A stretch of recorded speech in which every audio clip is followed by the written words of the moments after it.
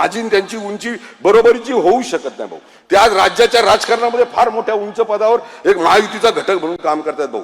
मला त्यांच्याबरोबर बोलण्याची म्हणजे मी स्वतःला माझी कुवत समजत नाही भाऊ. मी या ठिकाणी व्यासपीठावर पुन्हा आरोप करायला उभा नाही राहिलेलो भाऊ.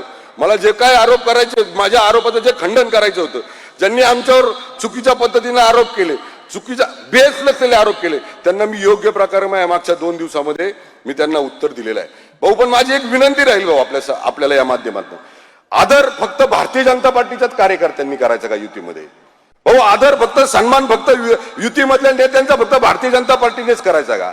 त्यांच्यासाठी भाऊ समर्पित तुम्ही सांगितलं आम्हाला शिरूर लोकसभा मतदारसंघ त्यांना दिला, महेश तू मागं थांबायचं आणि त्यांच्या उमेदवाराचं काम करायचं भाऊ. शिरूर लोकसभा मतदारसंघामध्ये 6 मतदारसंघ आहेत विधानसभेचे, त्याचे 5 मतदारसंघामध्ये त्यांचे आमदार होते, फक्त भोसरी मतदारसंघामध्ये भाजपचा आमदार होता भाऊ.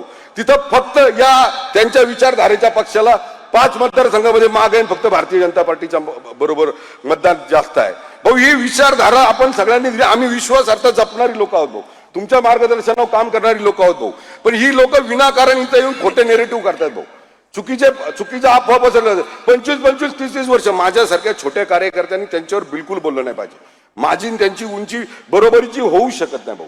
ते आज राज्याच्या राजकारणामध्ये फार मोठ्या उंच पदावर एक महायुतीचा घटक म्हणून काम करतात भाऊ.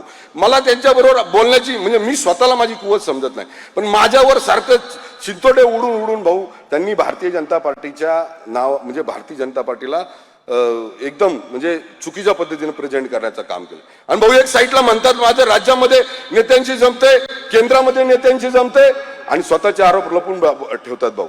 तर आज मला या निमित्ताने सांगायचंय भाऊ, स्पष्ट कळले पाहिजे पिंपरी चिंचवडकरांना, माझ्या स्वाभिमानी पिंपरी चिंचवडकरांना कळालं पाहिजे की या शहरामध्ये भूमिपुत्रांपासून तर या ठिकाणी आलेला प्रत्येक नागरिक सुरक्षित आहे आणि त्याला प्रत्येक सुविधा पुरवण्याचं काम माझ्या बरोबर माझ्यावर असलेल्या सगळ्या सहकाऱ्यांचं भाऊ तुमच्यामुळे आमची ती जबाबदारी आहे. या निमित्ताने एवढंच सांगतो, जास्त नाही बोलत, पण येणाऱ्या 16 तारखेला भाऊ तुम्हाला आमच्या सगळ्यांच्या माध्यमातून विश्वास देतो, या शहराचा महापौर हा भारतीय जनता पार्टीचा असेल. जय हिंद, जय महाराष्ट्र, जय श्रीराम. महाराष्ट्रातील सर्व बातम्यांचे विश्वासार्ह व्यासपीठ, सकाळच्या सर्व सोशल मीडिया प्लॅटफॉर्मला लाईक, फॉलो आणि सबस्क्राईब करा. तसंच सर्व नोटिफिकेशनसाठी बेल आयकॉन प्रेस करायला विसरू नका.